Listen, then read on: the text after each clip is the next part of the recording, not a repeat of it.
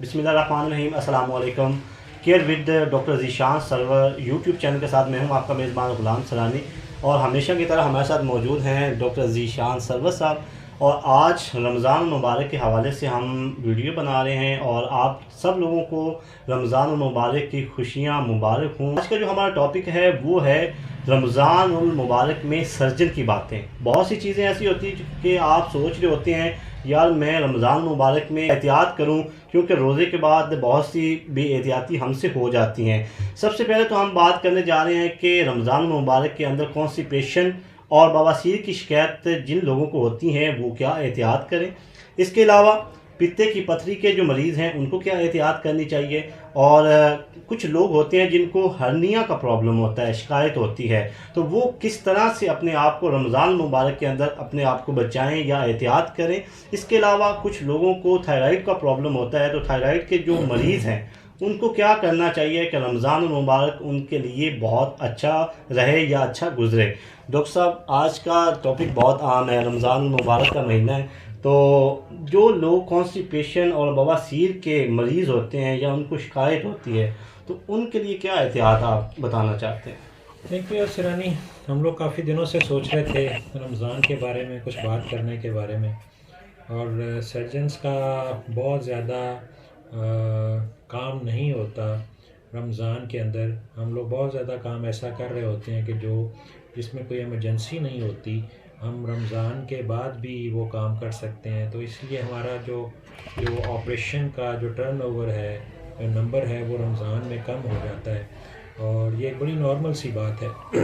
लेकिन मरीज़ तो मरीज़ हैं, मरीज़ तो आप बीमारी के साथ चल रहे होते हैं। तो इसलिए हमने कोशिश की कि हम कुछ बीमारियों के बारे में बात करें कि अगर हम उन बीमारियां जो सर्जरी से, ऑपरेशन से रिलेटेड बीमारियां हैं, तो वो जब मरीज़ रमज़ान से गुज़र रहे होते हैं तो रमज़ान की उन ब्लेसिंग्स के साथ और साथ अपनी बीमारी के साथ वो किस तरह से कोप कर सकते हैं, तो उसके बारे में हम आज अभी जैसे सिरानी ने हमसे बात की कि सर वो मरीज़ जो कॉन्स्टिपेशन और जो जो बवासीर के मरीज़ होते हैं, तो इनके बारे में मैं ये बात करता चलूँ कि जो रमज़ान में जब हम रोज़ा रखते हैं तो हम सारा दिन जो है हम ना खा रहे होते हैं ना पी रहे होते हैं। तो इसकी वजह से जो एक तो जो जब आप खाना कम खाते हैं तो पखाने की मिकदार कम होना शुरू हो जाती है, और इसी तरह से जब हम उससे भी ज़्यादा इम्पॉर्टेंट चीज़ वो पानी का कम पीना है। जब पानी हम नहीं दिन में पीते और रात को भी पानी हम कम पीते हैं, तो जिस समय पानी की कमी होना शुरू हो जाती है। पानी की कमी एक बहुत इम्पॉर्टेंट फैक्टर है कॉन्स्टिपेशन को बढ़ाने में। हमारी आप जैसे पुरानी वीडियोस भी देखें जो कब्र से रिलेटेड हैं, तो सब वो लोग जो कि पानी का इस्तेमाल कम करते हैं, ये सारे वो लोग होते हैं जिसमें कॉन्स्टिपेशन के बढ़ने का इम्कान होता है। इसलिए रमज़ान में बहुत सारे मरीज़ जिनको पहले से कॉन्स्टिपेशन की प्रॉब्लम होती है, उसकी इस प्रॉब्लम में इजाफ़ा हो जाता है। तो इसको बहुत एहतियात की ज़रूरत है। आप जब इफ्तारी के बाद आप अपने पानी की मिकदार को पूरा करें ताकि आप नेक्स्ट सहरी के लिए तैयार हो सकें और आप इस कब्ज़ की शिकायत से बच सकें। और जैसे हम पहले भी आपके साथ बातें करते रहे कि कॉन्स्टिपेशन एक बहुत सारी बीमारियों का मंबा है, जिसमें से बवासीर सरे फहरिस्त है, एनल फिस्टुला है, एनल फिशर है। तो ये सारी वो बीमारियां हैं, एनल पेरिएनल एब्सेस है, ये सारी वो बीमारियां हैं जिनका स्टार्ट कॉन्स्टिपेशन से होता है। तो सारे वो मरीज़ जिनको कब्ज़ की शिकायत रहती है, उनसे यही रिक्वेस्ट है कि रमज़ान के दिनों में आकर आप अपना खाने में फ़ाइबर की मिकदार और खाने में पानी की मिकदार इसको मामूल के मुताबिक रखें ताकि आप कब्ज़ से दूर रह सकें।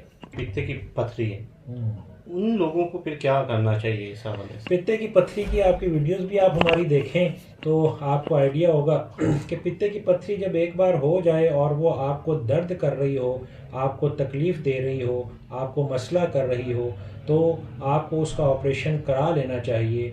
अगर आप किसी वजह से उस बीमारी को थोड़ी आप अपना रमज़ान गुजारना चाहते हैं कि हम रमज़ान गुजार लें और उसके बाद इसके ऑपरेशन की तरफ जाएं, तो जहन में रखें कि ये वो बीमारी है। सारे वो लोग जो कि चिकनाई का इस्तेमाल जब ज़्यादा करते हैं तो इस दर्द के होने का, छिड़ने का होने का इम्कान ज़्यादा हो जाता है। और एक हमारा कल्चर, हमारी सोसाइटी कुछ ऐसी है कि हम लोग यहाँ पर अफ्तार में हम बहुत ज़्यादा चिकनाई का इस्तेमाल करते हैं। हमारे अफ्तार के डिनर के ऊपर वहाँ पर पकौड़े, वहाँ पर समोसे, वहाँ पर कचौरियाँ, सारी वो चीज़ें जो कि चिकनाई से बनी होती हैं, जिसमें चिकनाई इस्तेमाल हुई होती है, वो बहुत कसरत से इस्तेमाल की जाती हैं।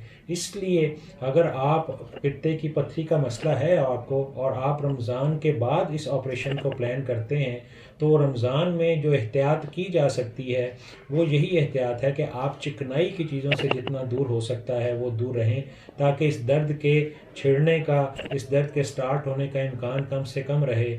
आप सुकून के साथ आप अपना रमज़ान गुजार सकें और फिर उसके बाद इसके ऑपरेशन की तरफ जाएं, जो इसका डेफिनेटिव इलाज है। हर्निया एक बहुत बड़ा मसला है। जो हर्निया की शिकायत जिन मरीज़ों के हैं वो फिर क्या एहतियात करें? हर्निया का भी ध्यान में रखें सिरानी के, जो हर्निया है वो भी एक ऐसी बीमारी है जिसका हल ऑपरेशन ही है। लेकिन अगर आपका हर्निया आपको बहुत तकलीफ़ नहीं दे रहा तो आप अपना रमज़ान गुजार सकते हैं। आप रमज़ान के रोज़े रख लें, रमज़ान पूरा कर लें और उसके बाद हर्निया के ऑपरेशन की तरफ आएँ। तो जो मरीज़ जिनका हर्निया है और वो रमज़ान गुजार रहे हैं, तो रमज़ान में कोशिश ये करनी चाहिए कि जो हर्निया के मरीज़ हैं उनको कब्ज़ की शिकायत ना हो। जब कब्ज़ की शिकायत होती है, पखाना करते हुए ज़ोर लगाना पड़ता है, तो ये हर्निया जो है इसकी तकलीफ़ बढ़ने का इम्कान होता है। इसी तरह से वज़न उठाने वाला काम जो है वो कम से कम करना चाहिए, ताकि जो है ये जो हर्निया है वो हमें तंग ना करे और हम सुकून के साथ अपना रमज़ान गुजार सकें और बग़ैर किसी तकलीफ़ के हम अपने रोज़े रख सकें। बिल्कुल सर, इसके अलावा एक और बड़ी मर्ज़ है, वो है थायराइड। हमने पहले वीडियो भी इसके ऊपर बनाई है। अब रमज़ान में वो जो मरीज़ हैं वो किस तरह से एहतियात करें? थायराइड की बीमारी सिरानी, उसमें रमज़ान के बारे में कोई ख़ास बात नहीं बनती। थायराइड की बीमारी अगर है और वो अगर आपको उसका मौलिज ने आपको उसका ऑपरेशन कराने का कहा है तो उसका ऑपरेशन करवा लेना चाहिए। आप रमज़ान को गुजार सकते हैं और रमज़ान के बाद आप रमज़ान के रोज़े रख लें और उसके बाद आप जो है इस ऑपरेशन को करा लें। रमज़ान में सिर्फ इस बात की एहतियात रखें कि कुछ लोग थायराइड की दवाई खा रहे होते हैं। थायराइड की दवाई को हमें खाली पेट खाना होता है और वो कम से कम 8 से 10 घंटे का खाली पेट हो तो दवाई खानी चाहिए, ताकि उस दवाई का असर हो सके। बस उस दवाई को रेगुलर लेना चाहिए रमज़ान के दौरान, और ख़ाली पेट 8-10 घंटे का टाइम हो उसके अंदर खाली पेट का, ताकि वो दवाई जो है वो असर करती रहे और आपका रमज़ान बेहतर तरीके से गुजर सके। और फिर उसके बाद इसका जो डेफिनेटिव ट्रीटमेंट है, वो अगर दवाई है, वो अगर ऑपरेशन है, तो उसको फॉलो करना चाहिए। बहुत शुक्रिया सर। अगर नाज़रीन आपके ज़हन में कोई सवाल है तो वो ज़रूर पूछ सकता है, कमेंट बॉक्स में अपना सवाल भेजें, इंशाल्लाह हम उसका जवाब ज़रूर देंगे। आज की वीडियो आप लोगों के लिए बहुत ज़्यादा इंपॉर्टेंट थी, क्योंकि रमज़ान मुबारक के अंदर क्या एहतियातें करनी चाहिए, कौन से पेशेंट्स को, इसके ऊपर हमने बात की। इसी के साथ अपने मेज़बान गुलाम सरानी और डॉक्टर ज़ीशान सरवर को दें इजाज़त। इंशाल्लाह नेक्स्ट वीडियो में फिर मिलते हैं। अल्लाह ने के बाद।